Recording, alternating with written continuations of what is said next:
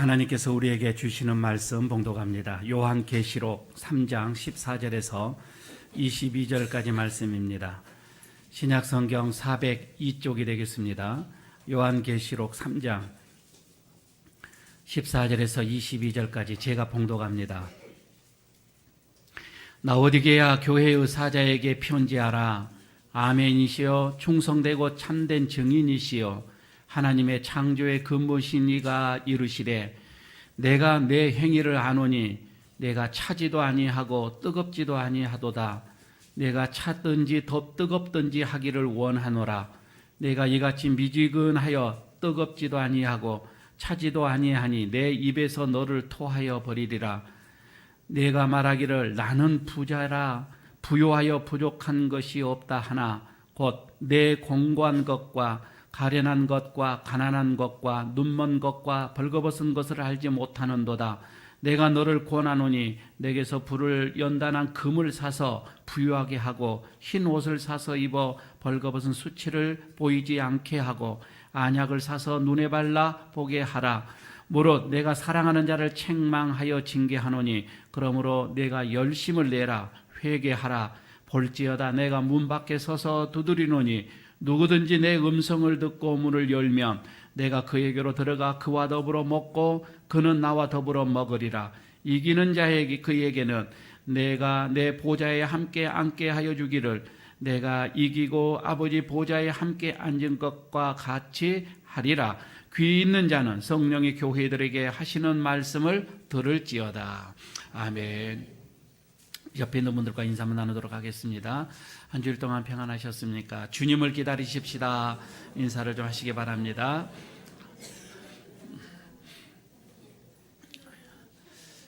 대강절입니다.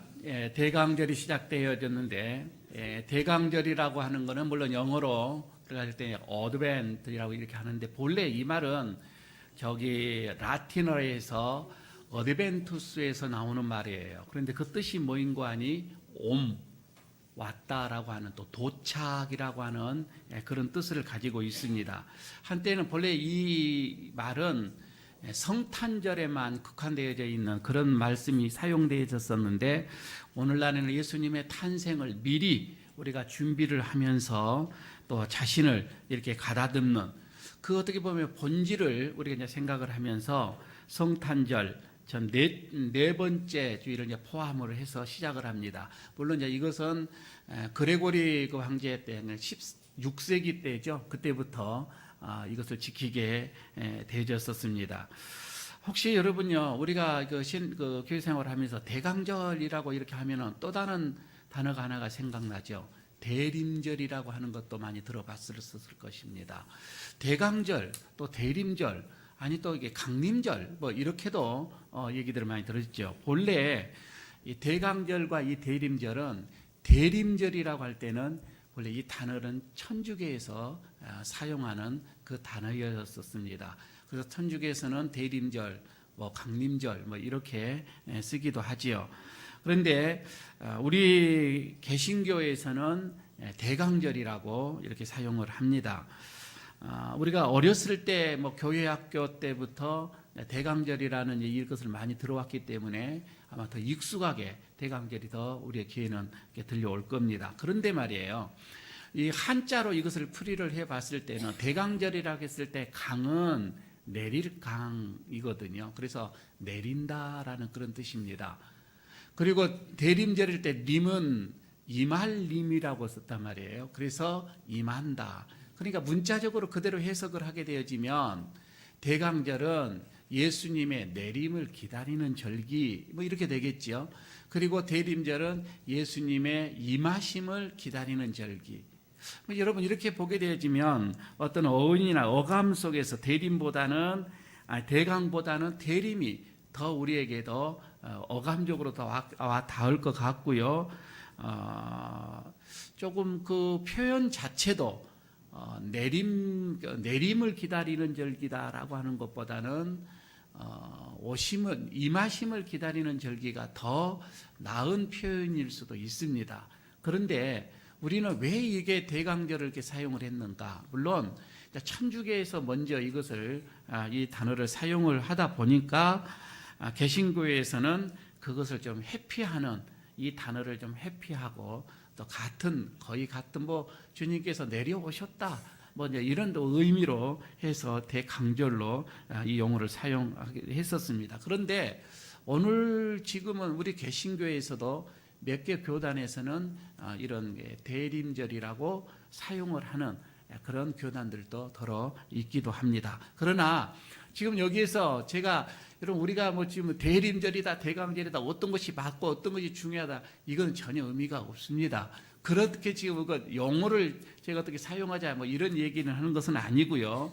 그 의미를 생각해 보면 대림이든 대강이든 우리가 그렇잖아요. 어떤 큰 사건을 앞에 일을 났습니다. 어떤 중요한 어떤 행사가 있어요. 어떤 기쁜 일이 있어요. 그러면 사람들은 어떤 그런 일을 앞에 놓고서 마음가짐을 우리가 새롭게 하는 거이지요. 이거는 어떻게 보게 되면 동서고금을 막론하고 어떤 우리들의 어떤 예나 지금이나 사람들의 마음은 다 그런 마음입니다. 큰 사건을 놓고서 마음가짐을 한다. 그럼 이렇게 우리가 생각을 한다면 이 대림절이 이 대강절이라고 하는 거 이거는 저기 태초부터 종말이라고 하는 이 역사의 어느 한 선을 끊어놓고 보면 가장 중요한 사건이 뭐냐고 하는 거예요. 이거는 예수 그리스도의 탄생이란 말이에요.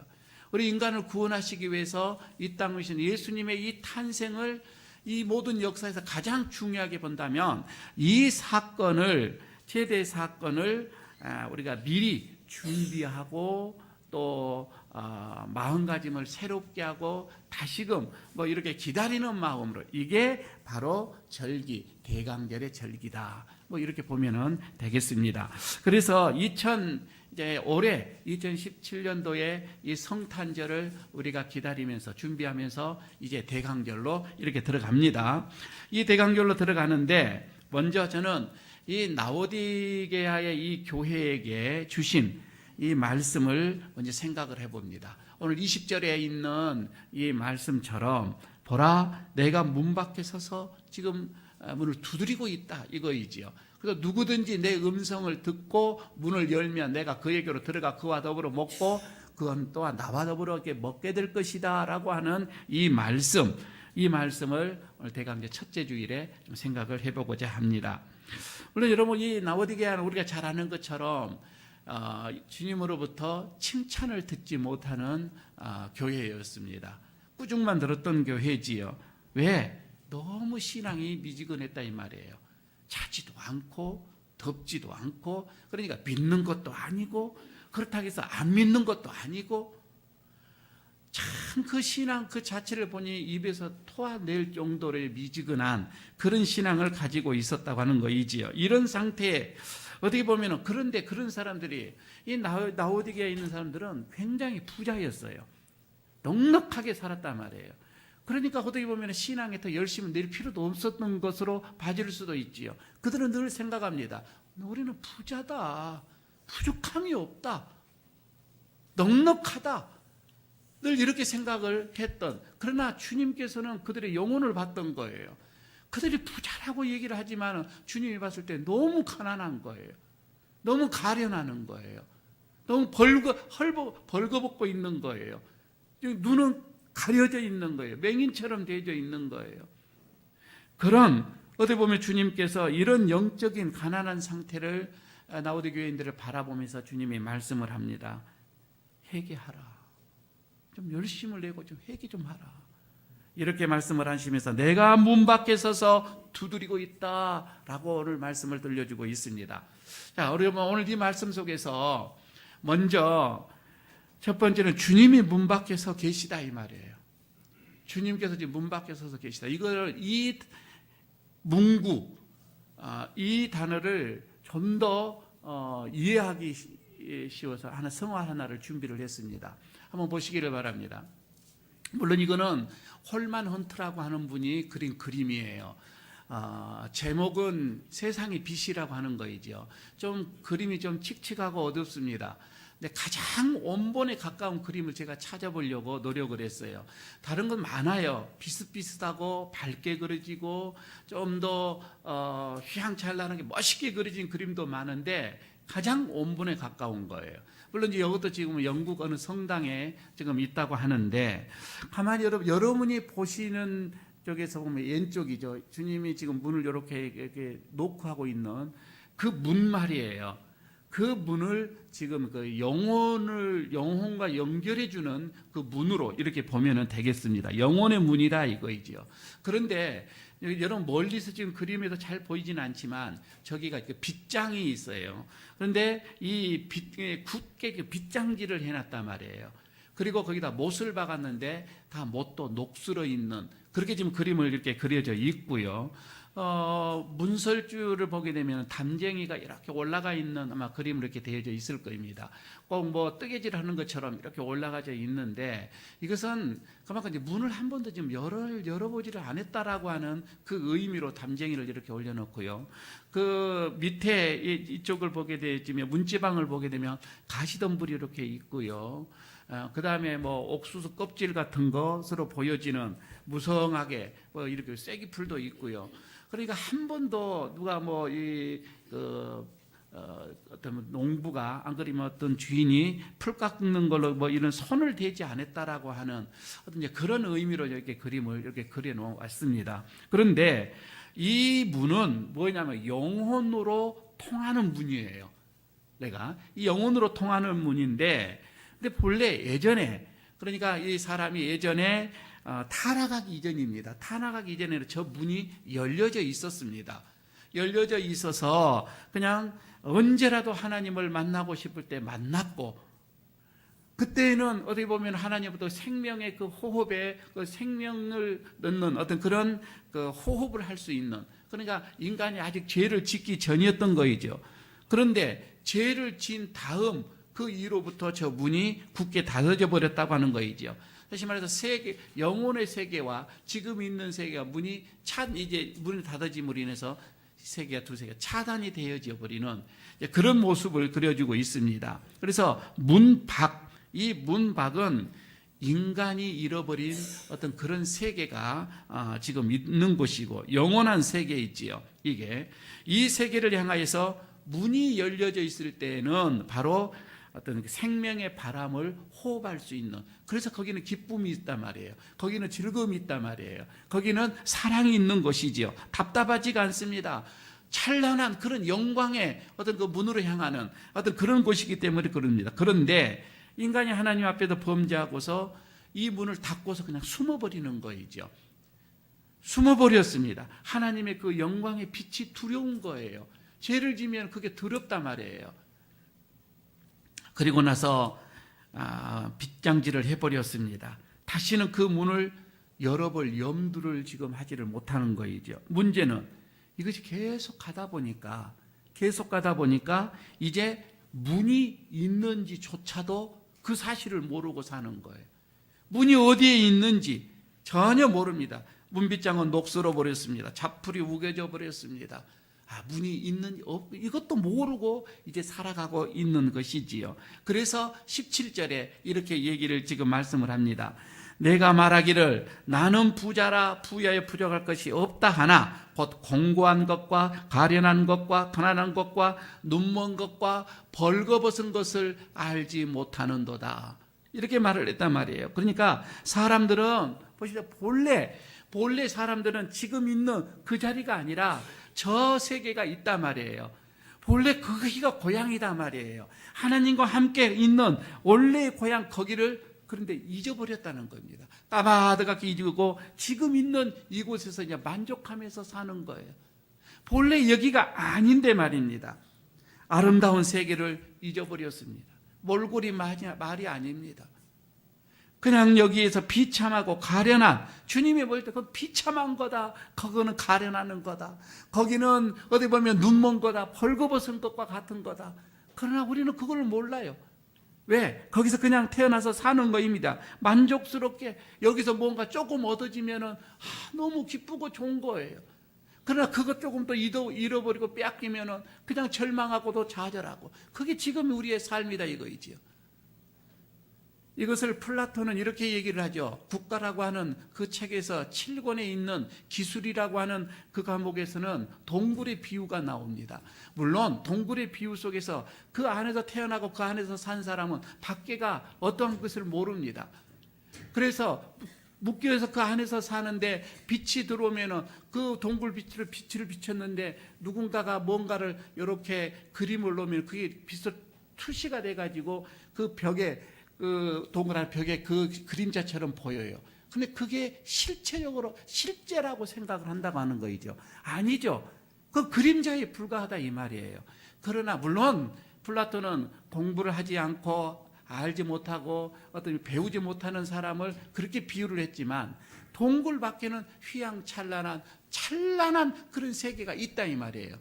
그러나 사람은 그 안에서 태어나고 죽고 여기가 세계가 전부 있냐 생각을 하는 거예요. 이것과 지금 이 말씀이 비슷한 거예요. 그럼 지금 문을 딱 걸어 잠그고 이 세계가 우리의 삶이다라고 생각하는 거예요. 아니요. 우리의 삶은 문만 열면은 휘황찬란함이 있다 이 말입니다. 거기는 주님이 기다리고 있다 이 말입니다. 여러분 한번 생각해 보시기를 바랍니다. 사람들은 과학이 발달하면은 낙원이 오리라고 생각을 하였습니다. 그러나 과학이 이렇게 발달하는데 정말 낙원이 우리에게 임했습니까? 분명하게 뭔가 잘 사는 것 같기는 합니다. 10,000불에서 20,000불에서 30,000불, 50,000불 여러분 이렇게 잘 사는 것 같아요.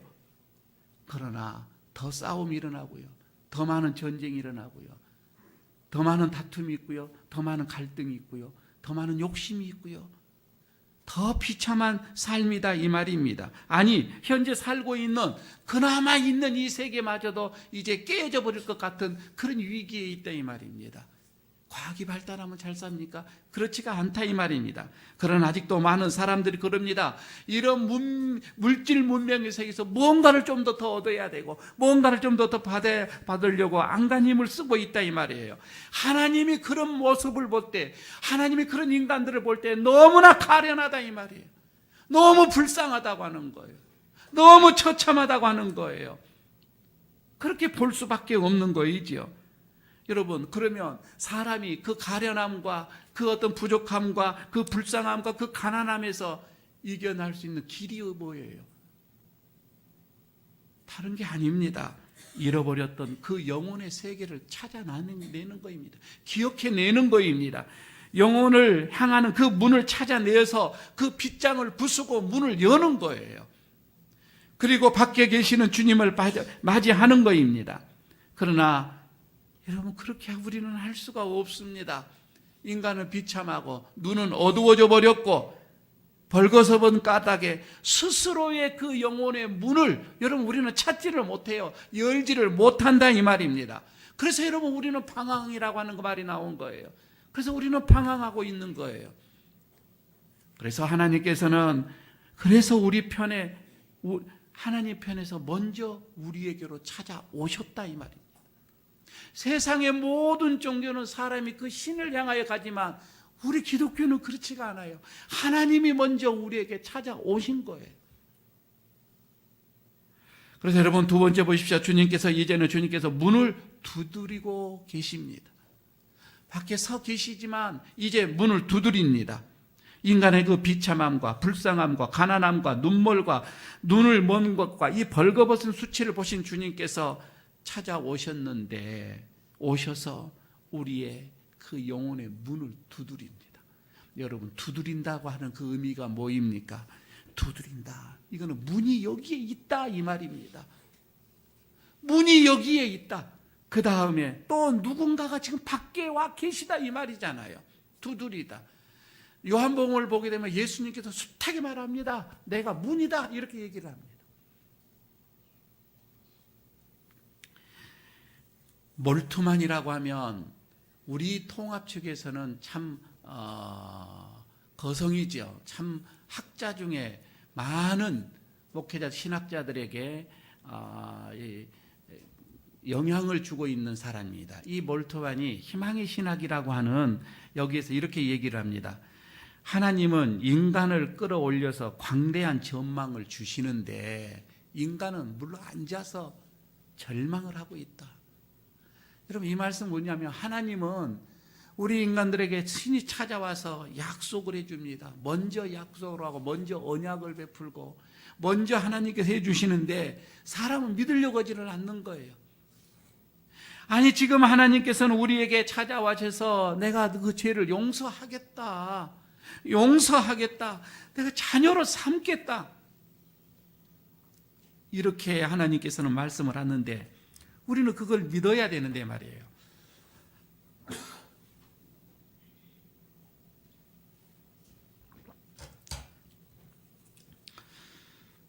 하나님께서 문을 두드리고 우리를 찾아오는 것은 우리의 죄를 들추어서 문책하고 징계하고 여러분 책망하기 위해서 오시는 것이 아니라 이 말입니다.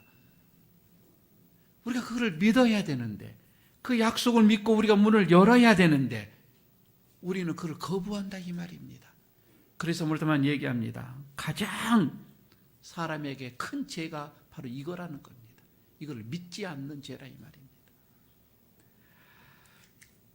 여러분, 그러면 주님이 문을 두드리신다. 어떻게 두드립니까?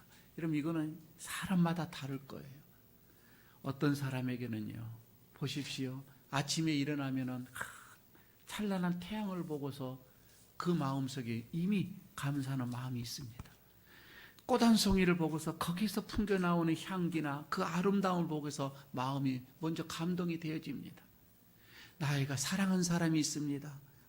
그 사랑하는 마음, 무언가로부터 얻어지는 그 기쁨, 이런 것을 하나님께서 주셨다라고 하는 것을 생각을 하는 겁니다. 그러면서 하나님 감사합니다. 하나님 감사합니다. 마음의 문을 열고 하나님을 받아들이는 그런 시인과 같은 그런 예민한 마음들이 있어요. 그러나 보십시오. 다 누가 그렇게 마음을 갖습니까? 아니요, 그렇지가 않습니다. 대부분의 사람들 보십시오. 그 행복의 순간이 와도, 나에게 그 기쁨의 그 복된 시간들이 와도 감사하는 마음을 생각하지 않는 마음들이 얼마나 많아요.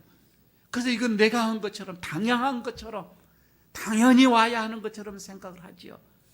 그래서 있는 것에 대해서 또 흥청망청하기도 하고요. 그러면 이런 사람들은 자기에게 주어지는 그 하나님의 그 음성에 대한 것을 놓쳐버리죠. 두드림에 대한 놓쳐버리는 겁니다. 그럼 하나님께서는 다른 방법으로 또 노크를 하십니다. 이럴 때는 좀 더 강력하게 노크를 합니다. 강렬하게 노크를 합니다. 원치 않는 질병으로 인하여서 우리의 마음이 녹아납니다. 전혀 생각지도 않는 사업 실패로 인하여서 우리의 마음이 무너지기도 합니다. 사랑하는 사람과 이별하기도 합니다. 여러 가지 여러분 이런 사건들로 통하여서 옥중에서 고난을 당하기도 하고요. 이런 걸로 통해서 내 마음의 문을 또 하나님이 두드리신다 이 말이에요. 많은 사람들이 여러분 이런 어려움, 강력한 이런 두드림에 문을 연 사람들이 많이 있습니다. 그러나 여러분 이게 다 열어지던가요? 아니요. 못 연 사람들도 또 있습니다. 마지막 주님께서 문을 두드리시는 것은 이제는 죽음을 통함입니다. 죽음이라고 하는 것을 통하여서 우리에게 문을 두는데 대부분 사람들이 그렇습니다. 여러분 이 죽음 문 앞에 섰을 때에 죽음에서는 그 앞에서는 이 땅의 이 모든 것이 다 허무하구나 이것을 깨닫게 되어지는 거예요. 아무것도 아닌 거구나. 영혼을 사모하게 되어지고 돌아갈 고향을 이제 그때는 생각을 하는 거예요. 여러분 죽음이라고 하는 것은 누구에게나 주어지는 이거는 최후의 두드림입니다. 마지막 하나님의 이 두드림이죠. 그런데 여기에도 문이 안 여는 분들이 있어요. 아무리 그 죽음 앞에서 예수님 받으세요, 영접을 하세요 이렇게 해도 아는 분도 있기는 있더라고요. 더러는 있습니다. 여러분 이것을 바라면서 우리 이제 주님이 문 두드리실 때에 여러분 우리가 마음의 문을 열고 어떻게 내 마음을 두드린지 간에 여러분 그것을 우리가 두드림에 대한 그것을 우리가 느낄 수 있는 이 영성, 그 예민함, 영적인 이 예민함 이것이 우리에게 있어야 된다 이 말입니다. 그러나 여러분 이것은 하루아침에 되어지는 것은 아닙니다. 우리가 흙탕물에서 놀다가 바로 한 번 물 뿌려서 되어지는 것은 아니에요. 계속해서 걷어붓고 씻고 했을 때에 정결하게 되는 것처럼 여러분 우리가 이렇게 예민한 주님의 음성을 듣는 것은 이건 우리의 영성이라고 하는데, 그래서 여러분 매일매일 여러분 우리는 묵상을 하고 하나님과 함께 동행을 하고 그 말씀 속에 살려고 하고 그 영적인 길을 여러분 우리가 걸어가려고 하는 것이지요. 18절을 보시기를 바랍니다. 18절을 보게 되면은 내가 너를 권하노니 내게서 불로 연단한 금을 사서 부유하게 하고 흰 옷을 사서 입어 벌거벗은 수치를 보이지 않게 하고 안약을 사서 눈에 발라 보게 하라. 계속해서 그 영적인 하나님의 영적인 그 두드림을 느낄 수 있도록 해라, 이 말씀이죠. 그래서 여러분 마지막 세 번째로 여러분 얼굴에 여기서 생각을 합니다.